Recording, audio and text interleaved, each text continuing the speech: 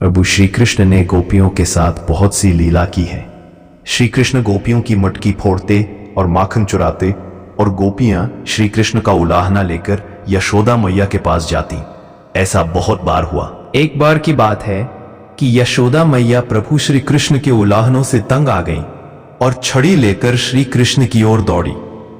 जब प्रभु ने अपनी मैया को क्रोध में देखा तो वो अपना बचाव करने के लिए भागने लगे।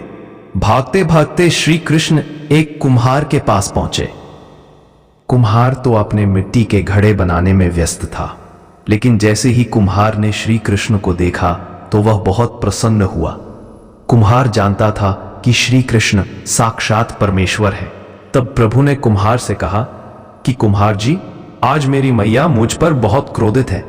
मैया छड़ी लेकर मेरे पीछे आ रही है। भैया, मुझे कहीं छुपा लो। तब कुम्हार ने श्री कृष्ण को एक बड़े से मटके के नीचे छिपा दिया। कुछ ही क्षणों में मैया यशोदा भी वहां आ गई और कुम्हार से पूछने लगी, क्यों रे कुम्हार, तूने मेरे कन्हैया को कहीं देखा है क्या? कुम्हार ने कह दिया, नहीं मैया, मैंने कन्हैया को नहीं देखा। श्री कृष्ण यह सब बातें बड़े से घड़े के नीचे छुपकर सुन रहे थे। मैया तो वहां से चली गई। अब प्रभु श्री कृष्ण कुम्हार से कहते हैं, कुम्हार जी, यदि मैया चली गई हो तो मुझे इस घड़े से बाहर निकालो। कुम्हार बोला, ऐसे नहीं प्रभु जी, पहले मुझे 84 लाख यानियों के बंधन से मुक्त करने का वचन दो।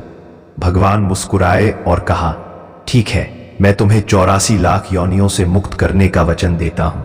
अब तो मुझे बाहर निकाल दो।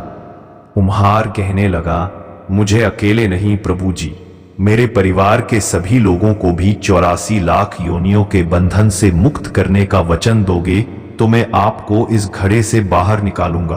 प्रभु जी कहते हैं, चलो ठीक है, उनको भी 84 लाख योनियों के बंधन से मुक्त होने का मैं वचन देता हूं। अब तो मुझे घड़े से बाहर निकाल दो।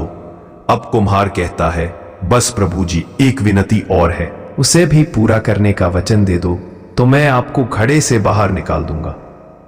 भगवान बोले, वो भी बता दे, क्या कहना चाहते हो? कुम्हार कहने लगा, प्रभु जी, जिस घड़े के नीचे आप छुपे हो उसकी मिट्टी मेरे बैलों के ऊपर लाद के लाई गई है। मेरे इन बैलों को भी 84 के बंधन से मुक्त करने का वचन दो।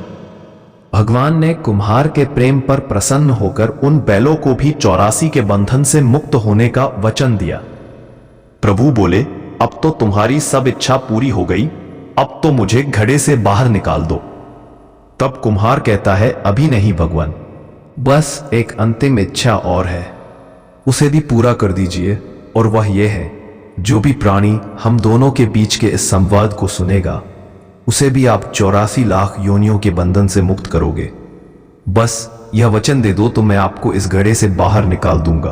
कुम्हार की प्रेम भरी बातों को सुनकर प्रभु श्री कृष्ण बहुत खुश हुए और कुम्हार की इस इच्छा को भी पूरा करने का वचन दिया।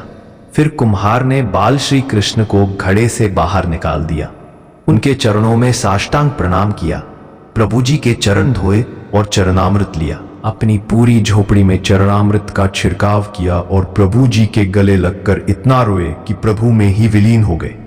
जरा सोचें, जो बाल श्री कृष्ण 7 कोस लंबे चौड़े गोवर्धन पर्वत को अपनी इकनी अंगुली पर उठा सकते हैं, तो क्या वो एक घड़ा नहीं उठा सकते थे? लेकिन बिना प्रेम रीजे नहीं नटवर नंद किशोर।